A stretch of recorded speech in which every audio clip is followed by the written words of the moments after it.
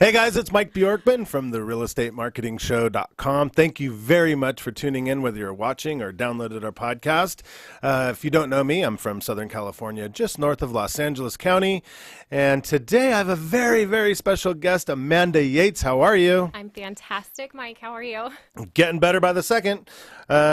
Unique podcast today. We're going to talk about what it's like to be a new agent. But before we do that, I'll tell you a little bit more about myself. So been in the business since 1991, and about 5 years ago, I decided to open up a HomeSmart real estate franchise, and I've had a lot of great successes with building my personal team. We have a very large property management company of 700 homes. We talk and coach agents nationally all the time. So for me to have one of my own teammates in the room, it's a very special podcast because normally I'm interviewing people all over the country, and this time I get actually like, hey, you're right here in the room with me. But there's been a lot going on in the last couple of years, last 5 years. I've learned a lot about newer agents, and we welcome, and most brokerages don't welcome, but we welcome new agents, and we love to train, we love to coach. And there's so many questions that I get from new agents, and they're always saying, what's it like? How does it work? Should I be on a team? Should I not be on a team? So I decided, you know what? Amanda is doing so well. She's got 8 sales down now, right? In less than a year, which if you're new to the business or don't know, that is a very good job. And congratulations and kudos for you for doing that. Her first full year will be in February. So that's actually, close to one a month, which is awesome. And I want to talk about some of the things we've learned and just kind of, so if an agent says, what's your first year in the business like? What are some of my regrets? What can I expect? I'm going to say, listen to this podcast, and Amanda's going to tell you. So you ready to jump in? Absolutely. Okay, real quick, 30 seconds or less, tell us where you grew up, how'd you get into real estate, what you did before, so the agents can kind of get a feel for you. Okay, so I am born and raised in Simi Valley. I moved to Santa Clarita with my husband when we moved in together.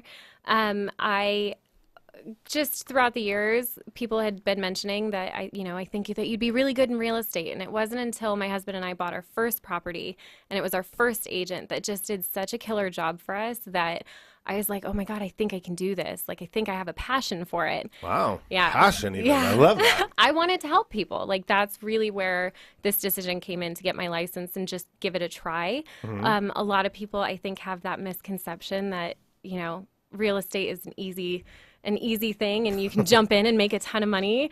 And this first year has been just a whirlwind. Oh, I love it. Yeah. So what did you do before you got into real estate? Were you part of a 9-to-5 job like most people are? I was. Straight out of high school, I found myself in a full-time position at a bank, 9 to 5, 40 hours a week, sitting in front of a computer. I was doing accounting, and to be honest, I'm not very good at numbers. Really? So it wasn't really a great position for me to be in. And I think that I'm just such a bubbly person that I just felt so drained every single day, and I needed a change. Right. Just burn out. Oh, and totally. Like, oh my God. Yeah. You look forward to Friday, like for reals? Oh, yeah. And Monday's a total dread. Drinking on Sundays. No, I know. I talk to people. It's been 26 years for me since I've been in corporate America, but when I talk to people, they're like, oh my God, it's the worst. Mm-hmm. So congratulations on that. I want to ask you a question. When all these people said, oh, I think you'd be really good at real estate, did they ever tell you why? They just thought that I had the personality for it. That's really as far as it ever got. What does the personality for real estate look like? No idea. I'm still trying to figure that out because everyone that I meet is so different in this business. Yeah. I mean, you can be successful. Right. So let's talk about that real quick. I don't want to screw this up by taking us too far out of it. But there's 4 personality types, right? Right. There's an expressive, me and you. There's a Right. driver, for sure, me. Not me. Right. An amiable, pet your kitty. I want to hold your That's hand, me. have tea with you, blah. I'll cry with you, hug you, blah, blah, Right. blah. And then there's analytical, right? There's people that are just statistics guys, numbers guys. They want to prove everybody wrong, make sure they're getting the best deal, and really research the hell out of everything, which Right. definitely we're not. Right. But that's what's nice about being in real estate. There is a client for everyone. Half the time when I talk to an analytical, I don't work with them. I just, Right. I'd rather turn you down than let you down. I'm not going to sit there and run numbers and stats for you all day, every day. I'll do a fair share because I'm good at it, but I'm not going to let you beat me up all the time. Right. If you want to actually have me in your house every day having coffee with you and discussing things, I'm not the right agent for you, right? So that's why we put wonderful people like you on our team. If you're a driver, I love you. Me and you, we're going to go to bat. We're going to do business. We're going to be in and out in 45 days done. And if you're expressive, I'll know that. And and we'll talk about each other all day until we're best friends. And that's what's so good about our industry. Everybody can do it. I had my first driver client this last transaction, and she scared the hell out of me. Yeah, and that's good though, Yeah. because they're the best. No nonsense. Let's get it Super done. I'm quick. serious. I've already made a Yeah. decision. Give me some good information and let me take you through my world and show you how I want it done. Yeah. That's perfect. So, all right. So what did you expect? Looking back when, a couple months before you got in, what did you feel it would be like when you got in? I totally thought that it was just going to be a service job of just, we get in, we help people, and I didn't think that it would be as detailed as it really was. The day-to-day issues that you run into and the problem solving and just constantly keeping in contact with everybody involved. There's so many people involved in a real estate transaction that it's challenging. So, all right. So looking back, what was the first few months like? Like, you expected one thing when you got in, then the first few months, did you ever have a time where you go, holy crap, what did I get myself into? Or did you go, whoa, this is more than I bargained for, or this is easy? What was that first few months like when you're like exploring? The first few months felt very, I never really thought that I had ADD or anything of that sort. And when you get into real estate and when you're learning from someone like you, that's just like, listen to this podcast, learn from this channel, be here on Thursdays for training. It is one of those things where it's just like squirrel, like everywhere. You just, you're trying to take it all in, and it's not until you actually get to implement things that you're like, okay, wait, I get this. This is a situation that he prepared me for. So the first months were super exciting. Learning the business and having to relearn myself and how, people need to perceive me and how I need to carry myself was totally different from my 9 to 5. But it was exciting, and it just, it's been a lot. I feel like there's a lot of time that's wasted learning, Right. that I could have actually been making money, but I had my first transaction in 30 days. Yeah, and that's big for a brand new agent. That is Yeah. really big. I'm looking at my notes here trying to figure out where we go from this. So in the first 3 months, was there any emotional challenges? Wherever absolutely. were there highs, there lows? Did you, and I'll just ask, did you ever feel like you said, maybe this isn't for me? I had that more so recently in a recent transaction, on my 8th transaction. My first, they talk about the real estate roller coaster, and it was Right. like I got my first client, we sold her house, and then we closed on her, and then before I knew it, was like, oh man, I haven't done any prospecting. Yeah. So then I'm out another 30 days from my next check. So it's super exciting to close that first deal, but again, unless you treat it like a business, you're going to go up and down. And I think I did that for the first couple of months. And then this last one, I ran into a challenge in a normal transaction. And, I went home to my husband and I was like, I don't know if I'm cut out for this. Maybe I need another 9 to 5. I But wish I could tell you guys this story. I don't think it's appropriate, No. but it's really funny. Lesson learned. Good. And that's, we want to talk about those things because Right. there are very emotional highs and lows. And I think this business has got me so numb to it. All I do is, I'm a very positive person, right? So I Right. focus only on the positive. The negative happens, handle the problem, move on. Right. That's me. Just Oh, I move totally on. plugged myself into the secret that night. I had a glass good. of wine and I was like, okay, we're going to change my mindset right now. Drunk law of attraction. That's Yep. awesome. Hey, we're honest on our It helps. podcast, right? So was there ever a moment that you had that aha? And it's very cliche for me to say that, but I believe that's true. Like, did you ever go, okay, I totally get it. This business is clicking, and now going forward, I understand it. Was there any one particular thing? Or Oh, yeah. Tell me about that. So we recently went to a conference, a 3-day conference where we met some of the biggest minds in real estate. And That was Club Wealth, right? Yeah. So the BSM Mastermind in Anaheim. Yeah. So I got to network with a ton of really successful people like yourself. And, just to be partial on the side, meeting people that have such respect for you was a real eye opener, I think, for That's a lot of nice. our team that, oh my God, we're learning from one of the best in the business. Like, yeah, Mike always says it, but really. Okay, for those of you listening, I swear I wasn't fishing for a compliment there. No, not at all. But that but was very it's sweet. deserved. Thank you.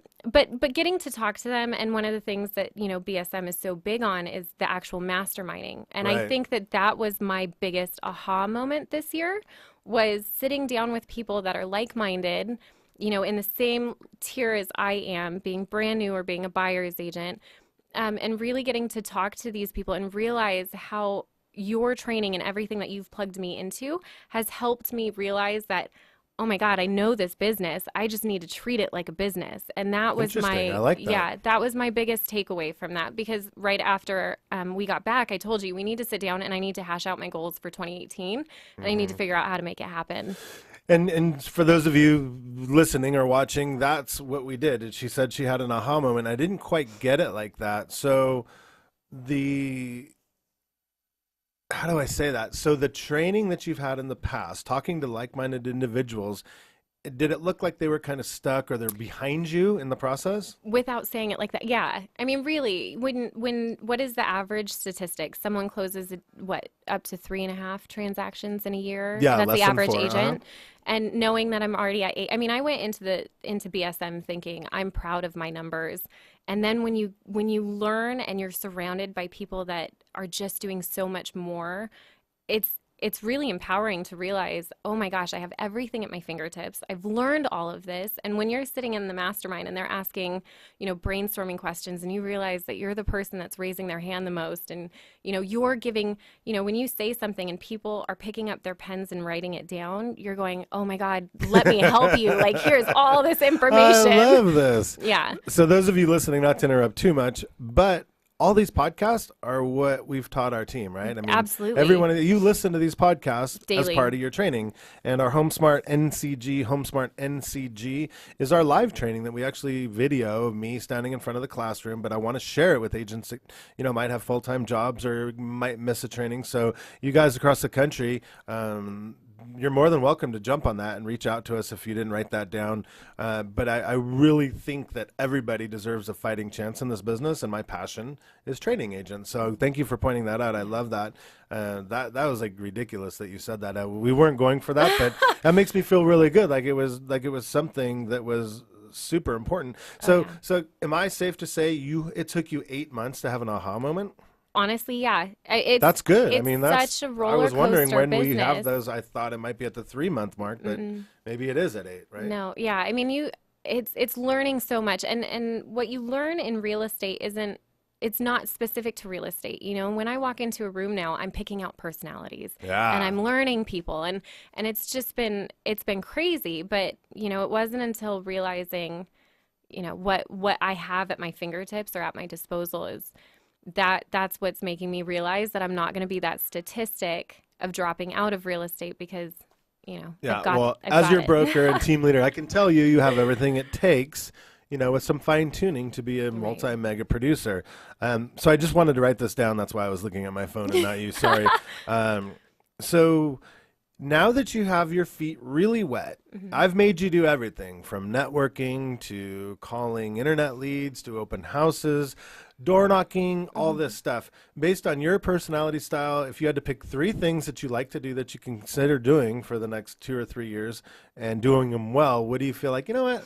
From what I've learned so far, I like this. Right. Well, I really love open houses. I feel like my strength, I've just got such a bubbly personality that if someone hangs up on me on an online lead, I'm like, no, I can't do this. Because then I've got to run to you and say, please put my mind straight. Right. But with open houses, I love setting it up. Like the way that I've picked up some clients this year has just been crazy. And I'd love to talk about that. But just open houses. I love door knocking. I'm actually going to be picking up farming because I just moved in to my dream neighborhood. I bought my house this year. So I'm really looking forward to becoming, like I like to be that, know, like, and trust. Like that's how I want to be perceived. Yeah, that expressive with that super huge, amiable style that wants. I mean, we're expressives. We want everybody to love us, anyways. I'm sure if you get in a fight with one of your friends, you lose sleep over it, right? Oh yeah, absolutely. So being an amiable on top of that, I mean, that's what I love about her. If I'm mad at her, I can make her cry in 38 seconds. That's so true. But then if you give me a compliment, I'm skipping down the hallway. Yeah. And I suck at that as a driver, so I got to remember that. And especially as an expressive, we don't compliment very often. Right. So when I do, I cry. All you have to do is remind me, and I'm crying. I'll be sure and compliment you. I'm so sorry. I'm complimenting you now. Good job. And one of the things, she actually moved into the neighborhood where I bought my very first house, years and years ago, and I actually geographically farmed that neighborhood, took it over, and I'd sell probably 30, 40 homes a year from that neighborhood. I'm taking it over. And you know what? I'm fully supportive of that because I think it'll be fun and easy, and I think it'll be a really good thing to do. All right, so we talked about a little bit about learning through a fire hose. You know, most agents, most team leaders, most brokers, they take their agents and they give them this, you know, kind of a normal class that you just, okay, make sure you call all your sphere, make sure you do your open houses. And what has it been like to take our live training, our podcast, and all the other things I expose you to? Do you wish, looking back, you would have done less training or more training? Or do you think it was just right and you got to really see the world fast in 8 months? Because you've seen things that most agents take 10 years to see. Right. And that's, I just kind of want to talk to the newer agents, like, I mean, do you feel differently on different days about that, or? Yeah. I mean, really, I look back at the last, what, 10 months, and I don't regret any of it as far as the level of training that I've tried to plug myself into. I feel like I have to remind myself to go back and listen to pick up different pieces and nuggets. And then I wish that I would have taken the training and implemented a little bit of it at a time, but I was just, you know, it's just like you were saying, door knocking, open houses, online leads. You know, it's trying to get all of it at once and realizing I wasn't consistent with it. You know, it's like trying to pick up videos. I did 2 of them and then totally dropped off. And it's like, those are the things going into this next year that I realize, you know, you have to treat it like a business, 8 to 5, and you have to be consistent with what you're going to put out. As far as, you know, if I pick up this farming, I have to make sure that I do it every month. Well, the nice part about farming is open houses are the #1 most important part. So there you have 2 things that you like to do. Right. So a lot of people listening to this, especially Club Wealth members, how do you feel about the online leads right now? I just want to know your true feeling. You know, have you got a lead from it? Have you sold a house from it? So we use Sync, and call reluctance is a real thing. Right. Analysis paralysis is real. I feel like I've closed, I think of the 8, I've had 4 or 5 leads that have actually been from our Sync platform. So when we sat down and I was like, I don't like this, and you were like, BS, come on now, how many deals have you closed? And it was like, oh my gosh, you're right. I might not like it, but I'm good at it, or it works.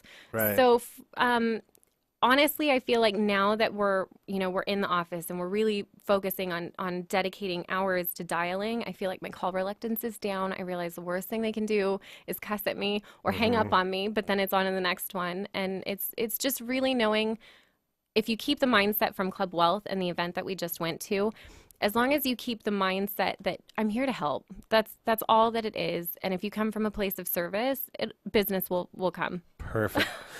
I really like that. All right. So let's say I give you a time machine and we went back 10 months. What do you think you would do differently from the get-go? Like, can you visualize what you would have done? Oh, I would have been in the office. I would have absolutely been there from 8 a.m. until 10 a.m. so I could go out and look at houses for 2 hours for a preview. Right. No, that's the only thing that I wish I would have done this year, you know. And one thing was, you know, when we had our talk, when you were trying to get me to come over and go full-time, because I was terrified. The idea of leaving a full-time job and a steady paycheck to going fully commission-based is We should talk about terrifying. that, because that is a real thing that, yeah. you know, half of the agents in our nation have. You know, I think the statistic is 50% of all agents nationwide. I think it's a NAR statistic. Maybe somebody could fact-check me, but I'm pretty sure that's a number I heard. Half of the people in this country have a full-time job and trying to sell real estate on the side. And you can't do that. It's There's impossible, no way. right? Because I had my license since August, but I didn't go full-time since February, and I had no transactions between August and February. It never would have happened. Yeah, Especially knowing how much you have to put into into each file. There was no way that I was going to be able to step out of my job to take these calls throughout the day for 30 days. It wasn't going to happen. So what made you make the jump, the leap, and just said, this is what I'm going to do? I had an awesome broker that told me I could do it. And yeah, that really was, and I had the support of my husband, and it was like, you know what, if you're going to do it, now's the time to do it. Right. So Well, another amazing thing. So most agents I talk to, the first couple months are learning, and there's a lot of heartache and heartbreak and letdowns and mistakes made. Tell me a little bit about that. I mean, family is really important. I mean, I know you don't have children right now that are having input, but you do have a husband, which is a real thing. How long have you been together? We will be together 8 years in April. All right, so that's a long time. You guys really know each other. All he knows is corporate, Yep. Amanda, right? He knows me being at work from 8 to 5. I come home, I cook dinner, we sit down on the couch, and it's completely changed. And it's been, I mean, when I jumped into real estate, I didn't just have to relearn myself and learn a completely new business, but I realize it doesn't take much for a relationship to go. I don't want to say south because we were never in a bad place. Right. But No, I want you to give advice to these yeah, people but listening, it's whether it's a real. male or female, Right. because most of them, at some point within the first 90 days, that word, that phrase comes up, real job. Yeah. Maybe you should have a real job. Maybe you should Right. get a real job. Yep. Maybe you should do a real job and do real estate. And you know what? Us as husbands or spouses, I mean, I'm sure it goes the same way. You love that person and you want to protect them. So when you see heartache and heartbreak and failure The stress and of the day. yeah, the stress, everything, you just want to protect that person and say, look, I feel like you might have been happier before with that 9 to 5 job. I mean, It wasn't as stressful. yeah, and it was Yeah. kind of predictable and normal, and a paycheck came every week or And you 2 didn't get weeks. calls at 9 o'clock at night. And Yeah, it's interesting. You have to be strong when you get into real estate. You have to know how to balance, your work life and your personal life. And you need to learn what works for you and your spouse for, how you're going to treat your business. If you have to shut your phone off at 8 o'clock at night and set your clients up for that, that expectation which that you're is not an gonna okay be. time to shut your phone off if Well, you're however, listening. right. Yeah, I think you should have your phone on from 8 to 8. That's reasonable. If you're really crazy go-getter, maybe 7 to 9. After that, no way. I mean, my husband our going joke is DCB money. My husband has really expensive like right now he's on a champagne taste on a beer budget. Yeah. So for me, I have his motivated. He's a driver, a total driver. Right. So between you and him, I've just got both of you guys constantly telling me it's time to make a lot of money. So it's really nice. I know I've got his support. I swear I'm not a slave driver. I'm just so if you guys don't know what a DCB is Dave Customs Boats. It's a really expensive, nice boat. And when I first met her, she loves going to Lake Havasu, and so do I. Have a house there. And that was just kind of said. I said, you can buy a DCB within a couple years if you play this game right. My husband was like, "Get on it. Yeah. Let's go. Quit your That's job." real. So good shout out to DCB. All right, so let's boil that down to. There was something else I wanted to say, but let's let you give advice to somebody out there that may be going through that with their spouse or going to be going through that. Have you learned anything? Is there any rules? I know you're going to let your husband listen to this, but I want you to be honest with me and say, hey, these are some of the things I've learned, and here's some advice for people. Yeah, so I definitely, two of the biggest takeaways as far as advice, changing careers and going into something that's as crazy as real estate can be, you really have to remember, because we get so caught. I mean, there are so many times where I catch myself starting to tell a story to my husband, and then it's like, I'll just stop, or I'll pick up my phone and I'll start it's like, I have to remember, I have to bring myself back, and I have to remember he needs my attention. And I need to be able to balance it. So when we go to dinner, I have to put my phone away so that I can focus on him and talk to him about his day and really make sure that I'm still here, because ever since I got into real estate, I don't cook dinner every night.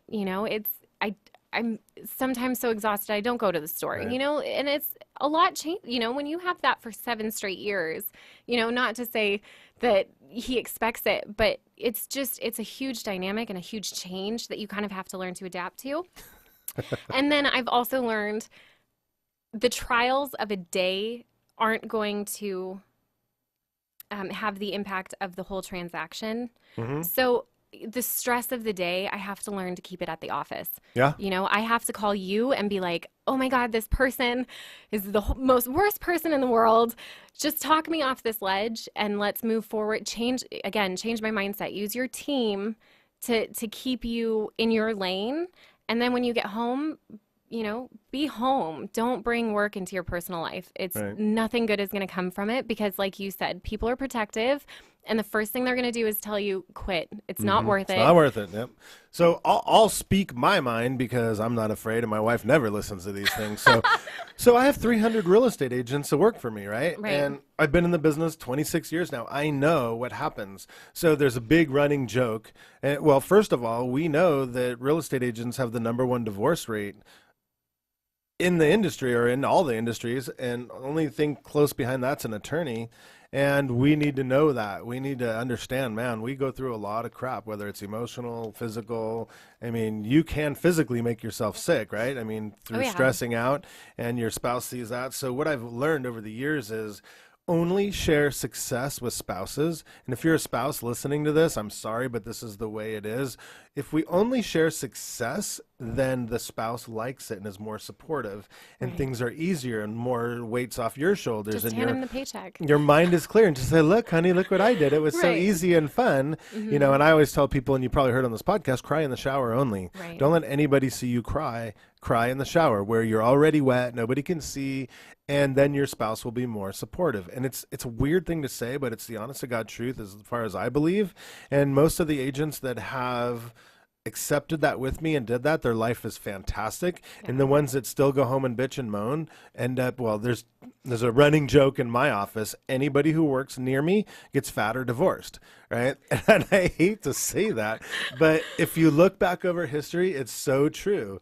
And I think now that I've learned so much as a broker, I can help people stay in the middle, you know, skinny and happily married with a great life. But it took a long time to learn how to teach that balance. And not that I'm a guru or anything, but I think we've gotten to have it figured out, right? Yeah, I mean, absolutely. it really makes sense. And you have to know also going into your first couple of years, you're going to be a workhorse, you know, and you have to Yeah, you have heck to yeah. realize like there was one point and I know, you know, like Tammy, I think she's got us all beat on never taking time off. Yeah. But for me, it's, you know, I realize the only time I really have to see my husband is on the weekends. And there was a point where I was doing, I think I did 4 open houses straight on the weekend, Saturday and Sunday. And then 2 weekends I was out showing clients. And before I knew it, I was like, I was so angry at him because he kept leaving to go to Havasu or wherever. And it Without was you. like, well, why are you going without me? And it's, you know, you just have Life to goes know on. that, yeah. So we'll talk about that a little bit. I think if you're new or old or in between in the business, I think 2 open houses a month is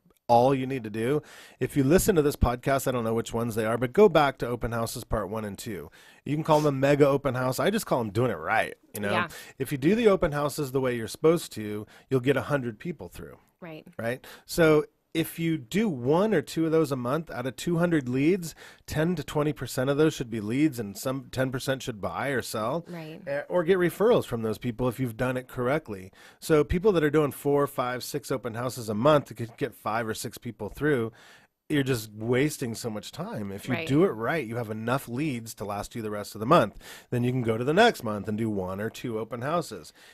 I mean, we got this figured out, right? It's not rocket science. So, Right. so people that are doing open houses every weekend, like I went to this open house, and as a broker in my neighborhood, I'm going to stop by and talk to this guy doing an open house in my neighborhood last weekend.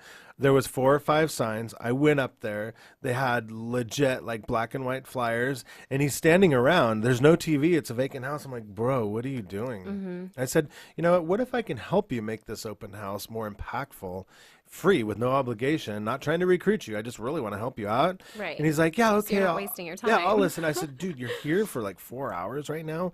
Why don't you listen to a little bit of it and, you know, tell me what you think. I'd love some creative feedback. So I followed From up with someone them. that's outside of HomeSmart, right? Yeah. Oh, Okay. yeah. Outside of HomeSmart. I followed up, and he's a friend. I've known him for years. I followed up with him this morning. I said, did you listen to any of my podcasts? No, I was too busy. How many people went through that open house? Oh, I had at least 6 or 7. I'm like, bro. You know, that's the worst thing when I get you going, what were you doing today? I'm Yeah. like, oh my God, what was I doing from, you know, 8:30 to 8:35? Right. Oh no. And let's talk about that. Has our scheduling improved over the last year? Have you Yes. organized yourself? Have you focused a little bit more? And can you tell people about the scheduling and what you've learned about that? So Mike's perfect daily schedule, you know, I coming from corporate, you're used to having your whole day planned out, all the way up between breaks and all that. So getting into real estate, the first couple months, there is no schedule. You're just all over the place trying to figure it all out. So you've got your hour of skill set, your hour of self-help, 2 hours of previewing, 2 hours of prospecting, and 1 hour of administrative work. Follow up, Yeah. follow up, and you can throw in admin, but you brought a tear to my eye. High five for that. That's the schedule of how to sell 100 homes a year or more. Your days change so much that I realize trying to get it down to the hour in real estate isn't going to happen. Right. So you're trying an to do expressive Monday like through me. Sunday, You're it's not going to micromanage yourself down to I tried. 30, 20-minute increments. Right. When Michael Hellickson from Club Wealth first introduced to me the actual printout of the perfect daily schedule, I was like, oh, hell no. Because I remembered that from back in the Mike Ferry days. I'm like, 20 minutes here, brush my teeth from 6:55. And I was like, no. So I created a schedule that works for everybody. You can break it down even more if you want. But if you always work on that schedule, you're fine. If you find yourself having to show property all afternoon, That's your the next previewing. day, fall back into that schedule. Right. And there's another podcast, What Should I Do All Day as a Real Estate Agent, on this. If you listen to that, it's life-changing and changed my life, and I've seen a lot of other lives change from it. But that is what you fall back on. If you wake up and go, oh, my schedule's different today, or I don't have any appointments, okay, hour a day of skill set, hour a day of self-help, 2 hours of previewing, 2 hours of prospecting, hour a day of follow-up, and you're back into the routine, and life is perfect. Right. And, we always say talk to 25 people a day to sell 50 homes a year. Don't go to sleep until you do it. Yeah, and punish yourself if you don't. Right. So then talk to 50 people a day if you want to sell 100 homes a year more. It's proven. I've had morons do it. I've had really good salespeople do it. If you just do that, it'll happen. But realistically, how hard is it to talk to 25 people a day? It's quite challenging, right? Yeah, I mean, if you don't have, the online leads, you have to get really creative on how you're going to get in front of, at least 25 people. But, it's little things like the other day I was getting my car washed because I was going to be showing properties the following day. And an older gentleman came and sat right next to me, and we started talking, and I found out that he's going to be selling his house and he's moving to Arizona. And it's weird that it's crazy you where don't leads come realize from. where conversations will start. So you always have to be in the mindset of coming from service and really, I never would have looked up from my phone, before real estate. And now it's, it's weird where you get things. And it's a skill set too. You have to learn. If I go to the car wash, there's probably 6 or 7 people around me, right? Right. I am going to look for something, some way to talk to these people. It's always complimenting them. Is that your BMW? That's a very nice car. Right. They're probably expressive, right? And then I'll see a girl that's, in a nice suit. What a great suit. You look so professional today. Or what great shoes. Or where in the world did you get that purse? My wife would love that. All these different things. You have to come up with a compliment to start a conversation. And I do it. We just did a podcast with Jesse about we talked briefly about networking and we're masters at that. And how did we get to where we were with talking to this many people a day? And that's how you do it. Yeah. It's so crucial to wear a name tag or wrap your car. That alone gets you tremendous amount of, oh, I see you're in real estate. How's the market? Right. You'll get that 10 times a day if you just wear your freaking name tag. And that's just the way that goes. But the reality is talking to people 25 a day is simple. Yeah. I still talk to 50 people a day, and I won't go to bed until I do. There's nights where I'll fire off 20 Facebook messages just so I can have some communication with them so I know I talk to them. Even if you're typing back and forth through social media, that's still a contact that you're talking to. And I firmly believe that. Some trainers will debate that, but if somebody's returning my Facebook message, that's fine. It's that simple. I'll go through my feed and I'll look, oh, this person got a promotion. This person did this. This person, go to the message. Hey, congratulations. Hey, how did you like that vacation? Oh my God, your kid got married. Oh, you got a new puppy.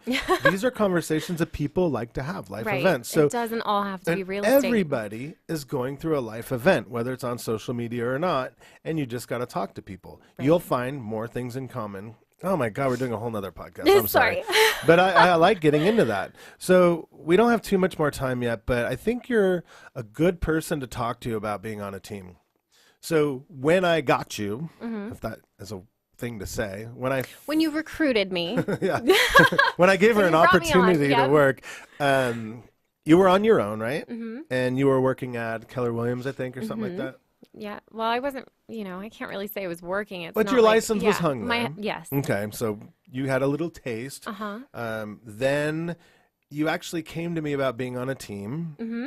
and I think I talked you out of it at first. You did, because I was thinking about going on a team with someone else, and I was just throwing ideas around, Right. being expressive. I think one of the biggest things that you kept saying was, Amanda, realize your face will not be on these signs, and you have to remember, that it's not your image, you're supporting someone else, and I think that was really what made At me the at the time, that time, didn't yeah. sound appealing. No, being a new agent, it's, you're selfish and you're like, I'm jumping into this new business and I want people to know me. Yeah, no, and that's why I want to have this conversation. Then, what was it? Maybe a month later, I was like, "Hey, you're still Up in the air. yeah." And then somehow I convinced you to join the team.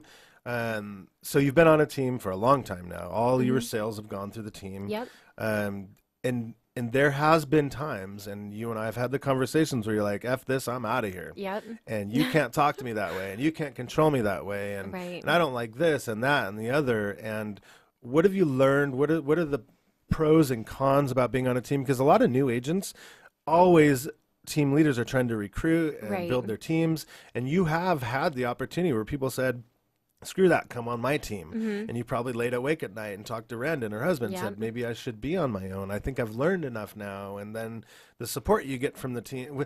Talk to us it's about back that. and forth. Let's go through that whole thing, because agents listening are begging to hear your story and the thoughts that come up and the pros and cons. So I think one of the things that's really big is if you're thinking about getting on a team, know up front, have it in writing so that you can actually see what your splits are. Don't be blindsided when you pick up that first check that it's not what you thought it was going to be, or that you see the dollar amount at the top and then you see what your cut is. It's real, and it's a heartbreak almost, because you're like, "Oh my gosh, I just did this whole transaction and it's not what I thought it was." But like my first deal, she was a sale and a purchase, and she was from Sync. She was one of your paid online leads. And so for me, it was the realization quickly, and it's a constant battle in your head. So you think, "Oh my God, I didn't make any money on this," in a way, but then at the same rate, you're like, "I wouldn't have had this sale if it wasn't for that," For the 10 grand a month that I write checks for, right? So it has been a back and forth thing, and the more that you learn, the more that you feel like, "Hey, I think I could do this." But you really, and again, it was going to an event like that we had gone to, and it's realizing, the day-to-day, like going through the mud and just trying to get through every day and pick up another lead and pick up another sale.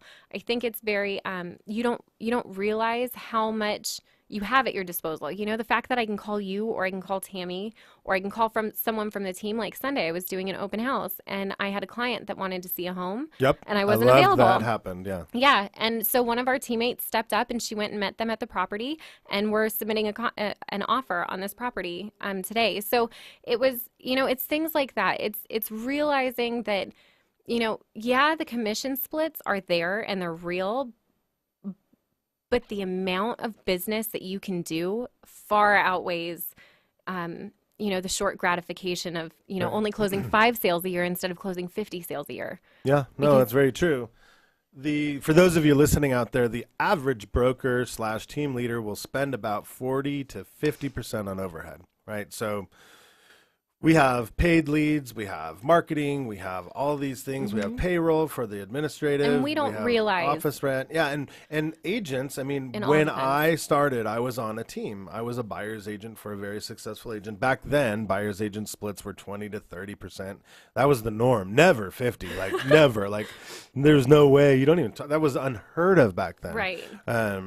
So it's kind of one of those things where the buyer's agent or team agent has to say, do I want to be responsible, lose sleep? And Michael Hellickson will tell you there's a lot of months for a lot of agents where we don't profit because we're still trying to make up for a slow month, or we invested something super huge into the team. And we heard that a lot at BSM with a lot of the coaches. Yeah, where they were like, "This month I'm not making any money," or "I'm losing money this month." And it's like, at the end of the day, and that's just what you have to decide for yourself, is Right. whether or not you actually are willing to, because that's how I see it.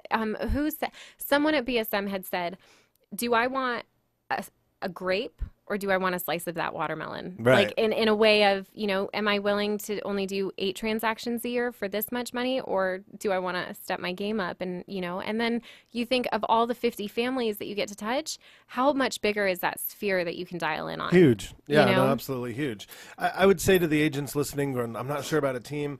If you think you can spend thousands and thousands of dollars a month on overhead, that's fine. But here's what you got to ask yourself. I can go by Mike's market plan and what he wants to spend money on, or I can do what I want to spend my money on. You might say, I want to spend $10,000 a month on realtor.com leads versus Sync and YLOPO and some of the other stuff we do. And that's kind of, I think, what the decision-making change might be, where I go, hey, I want to do things my way. And that's kind of the thing on the teams.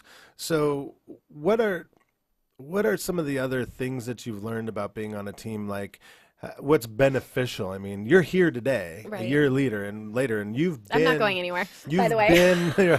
You've been recruited. Right. And I mean, what are some of the real feelings that you've gone through with that? Well, I definitely think when you're I mean, that's what you're doing. You're interviewing a team. You have to really take into account, how do the people of the community see this guy's name or this girl's Great. name or Perfect this for team's bringing name? that up. Yeah. I mean, you have to know when you walk into a room and you say, "Hey, I'm a part of Mike Bjorkman's team." If people sit up and they listen and perk up their ears, or if they go, "Oh, that guy," Right. it's a big deal. God, I hope they don't do that too often. No.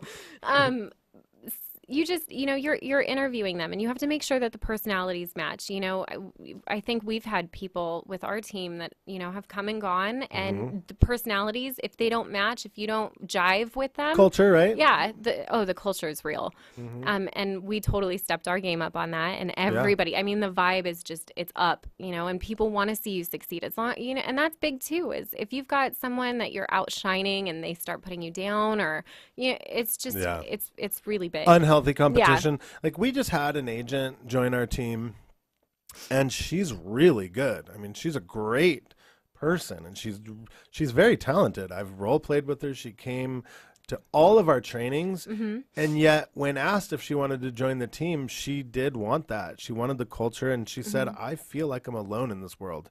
I don't know what to do. Nobody's holding me accountable. I don't have anybody to hang out with. I don't have anybody to bond with. And I just want to be part of a team. And we open-armed her and said, come aboard. And I think so far she's doing really good as far as fitting in. Right. And, this is that awkward first week or so. We're like, who are these people? What's going on? Where do I fit in? How do I fit in? But I think that's, some people really like that. And I think it's important. I remember when I was brand new in the business, I just came off my team. And I was like, there was days where like, man, what am I doing? Right. I guess I'll just go to the beach, and too many of those days will put you out of business. Right. So I think the accountability, the culture. Accountability is huge, because if I get, if I'm at home and I'm doing dishes or something I'm not supposed to be doing, and I get a phone call and I see your name or Tammy's name, I'm like, oh man, I got to be busy, So it's very, the accountability is really big too. I believe that. And for those of you listening, you've heard Tammy's name like 3 or 4 times. Sorry. She's my business partner. No, I brought her on when I opened HomeSmart, the franchise, and have to juggle all these companies, escrow, property management. I brought her on. She's one of the most talented women I've ever met. She's basically me with boobs. And and she runs our team. She's the mother of the team, and you go to Tammy first, and she's hardcore. I mean, she's I trained her BS. side by side for 3 years, and we morphed together, and it worked out really well. So that's who Tammy is, if you guys are wondering. So, any advice, anything else? I mean, so we talked about culture, we talked about accountability. The one thing I hear right now is a lot of new agents say, "I'm going to go work on this person's team." And I say, what in the world would you do that for? What are they going to offer you? Well, they're going to kind of teach me. Would you rather say, I'm going to go to somebody who can produce a ton of leads, or would you rather go to somebody that can teach you? Do you feel that a new agent needs to be taught and pay a huge split and say, you're on my team? Or do you think that new agent, if they follow the right training, they should do it on their own? I think that's really hard for me to answer, because I have both. For you, I have all the training, and then I have you that's providing, so I guess majority aren't going to have necessarily both. Yeah. Right. On smaller teams, or or newer teams, they might not have that. Training's huge. If you don't know how to talk to somebody, if you don't know how to pick out their personality styles, you're going to drop every single lead that's given to you. So I think training is huge. And networking. Networking, I don't know if we really touched base on that, but networking is massive. If people don't know your name, if they don't know you, they're not going to take your offer over anyone else's. You know, it's big. There's a lot involved, right? Yeah. And there really is a lot involved. So we have just a few more minutes before we got to finish this. Give me final thoughts. Give me, everything we talked today. Did it stir anything up? Is there anything you want to say to the agents? Because, like I said, 4,000 people will probably listen to this next month. That's no pressure, right? I hope there's a this is lot of valuable. new agents that listen to this. Is there anything that you want to give them words of inspiration, or anything that you say I'm going to do for the next year to really prepare for next year? Or if there's 3 things you had to pick that you really need to focus on as a new agent, something like that. That was a lot that you just gave me options I'm just for. giving you options. The first year is going to be overwhelming, no matter what. If you're brand new to this business, you're going to have to learn it in and out and as quick as possible, so that or you're going to have a support team or a team that's behind you that's really going to help you push forward in a transaction. When I got into my first transaction, it's like, oh man, wait, what's an RPA? So it's having support that's really big. It's yeah, I totally lost my train of thought. Totally fine. So let's go back to the team thing a little bit more. The fact that you have an unbelievable support team as far as admin, transaction coordinating, broker support, tools, technology at your hands, is that something that you look back on before you joined the team? Like, no, I had no idea the weight that it was going to carry. Okay. I mean, knowing that I could pick up the phone, and dial 12 different people and get one of them to answer a question, because we have 12 people on our team. It's big. But I don't regret this first year at all. My numbers, I'm not quite, going into the into this last conference, I was really happy with my numbers. And I think one of my biggest things, so Mike, you're really big on, the law of attraction. Yes. What you put into the world is what you're going to get back. And so I think one of my biggest, maybe where I let myself down, was when we were talking before I even joined your team. And I told you, Mike, if I could just get into this business and make the same amount of money that I was making at this last job, if it's a lateral move, then it's worth it to me. And so this whole year, I've had this mentality of, I just need to break even. And by the way, I've totally surpassed it. Right. But, You've at least doubled that. Yeah. But to me, it's like I set my goal so low because I've never, in corporate, you don't have to set your goal. It is what it is. But in real estate, you have this potential to make however much money you want to make. And so going into real estate, I think I set my bar way too low in the first year. So we definitely I've got my goals typed out. I've got them in every possible visual place I could put them. They're on my nightstand. They're in my bathroom. They're in my office. They're in my car. And my husband's like, what the hell is this? And I'm like, just be Your patient. DCB. That's all it is. Your DCB. Yeah. It's going to put us in a much better place. So going into this next year, I'm totally amped up. I'm totally excited. What's your goal for next year? How many? So the goal is 40 transactions. Good number. Yeah. So I'm going to go from, I might have 9 or 10 transactions closing 2017, but we're doing 40 transactions. That's the goal. It's 3 per month, roughly, with an income of, I'm hoping, $200,000. And, I'm planning on having my debt paid off, my credit card debt paid off. I want to have, my car is paid off. I've got these goals and I've got them planned out. In the gym 3 days a week. It's little things like that, reading a book once a month. And it's having the little things, the financial things, the family things. It's making sure that you're a well-rounded individual, so that it's a healthy I love it. World. It sounds like I'm talking. I love this. Right? Mike's little protege. No, I'm really proud of you. And I think those numbers are very realistic. I mean, on our team, absolutely. I mean, really, if you have everything that we have available, schedule, yes, at our fingertips. It's very realistic, right? Yeah. It's very realistic. So congratulations on a Thank great you. year. Congratulations on a banging next year. We love you. We want you to stick around forever, and I'll put all my heart and soul into training you. Awesome. And thank you for doing this podcast. Can people Absolutely. reach out to you if they have any questions? Absolutely. Okay. Amanda at SantaClaritaRealEstate.com. Mhm. Amanda at SantaClaritaRealEstate.com. Do you want to give out your cell phone? Yeah, it's 805-794-8328. You can call or text me. Say that one more time slower. 805-794-8328. Because when people listen to podcasts, they have that little 5-second That's rewind right. thing. So that's why I always say that. So would you appreciate a referral from out of state? Oh, absolutely. And I promise, that's one thing that we were talking about in our office super quick is referrals are totally taken for granted. You give a referral to someone and they call once, go to voicemail, and they never call back. Yep. Follow up.